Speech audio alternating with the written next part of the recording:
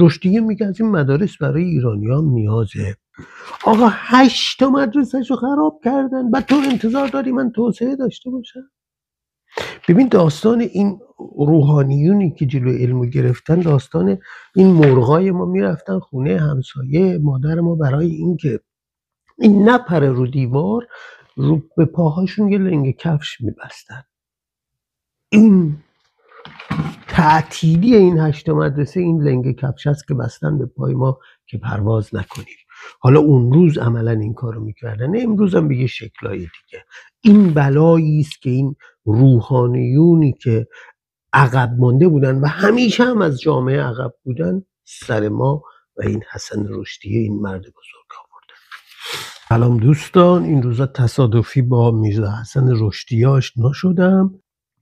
سر دختراشو میتراشیده که بفرسته مدرسه. 3 تا دختر داشته، بعدن این دخترها میرن درس میخونن، جز مفاخر ایران میشن. در واقع این حسن رشدیه باباش میخواسته بفرسته بره نجف اونجا آخوند بشه، میگه نه، میره بیروت مدرسه فرانسوی ها رو میبینه، دارالمتعلمین، از بهترین چیزای علمی دنیا رو یاد میگیره بر مورد مدرسه. بعد میره استانبول، 1 سال استانبول میمونه. استانبول 60 سال 70 سال اون مدارس نوین هستن. بعد میاد ایروان 5 سال اون مدارس رو با برادرش اداره میکنه، مدارس نوینی که روش‌های آموزش نوین رو میاره، زبان فارسی بوده، عربی بوده، ترکی بوده، تمام این محاسبات اینا بوده. ناصرالدین از مسیر اروپا میاد ایروان، میبینه که چقدر مدارس قشنگی اونجا داریم. رشدیه میگه از این مدارس برای ایرانیام نیازه.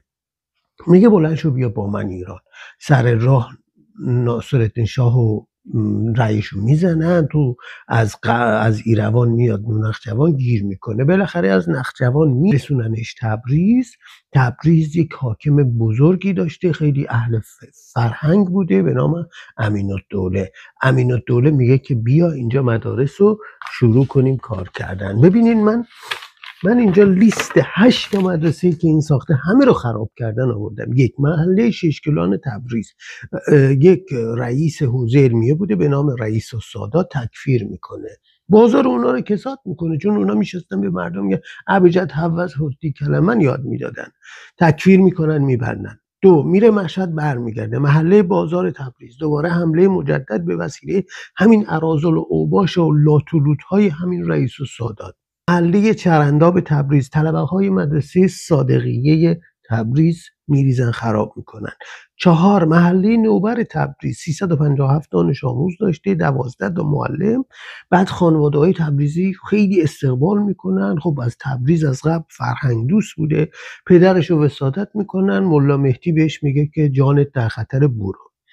بعد دوباره مدرسه 5 هم درست میکنه، مدرسه 5 هم خراب میکنن. نهایتا بعد از 5 میره مشهد مدرسه 6 رو تأسیس میکنه، دوباره اونجا روحانیون میشینن و نمیذارن ادامه بده، دستشو میشکنن و برمیگرده تبریز. در تبریز در محله لیلی آباد مدرسه جدیدی رو تأسیس میکنه و جالبه که بعد از این لیلی آباد اینا ترورش میکنن، دیگه نمیتونستن مردم رو متقاعد کنن که نرو، ترورش میکنن، به پاش گلوله میخوره، همه میترسن که بهش جا بدن، اجاره بدن و خودش باغ خودشو میفروشه، دوباره مدرسه درست میکنه.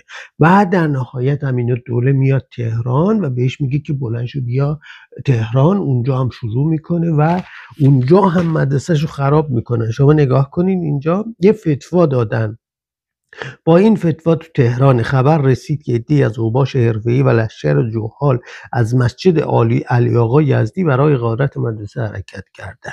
بعد میگه نارنجک میزنن، باروت میزنن، مدرسه خراب میکنن. بعد رشدیه میخنده، میگه از آن میخندم که این جاهلان نمیدانند که با این اعمال نمیتوانند جلوی سیل بنیادکن علم را بگیرند. یقین دارم که از هر آجر این مدرسه خود مدرسه دیگری بنا خواهد شد.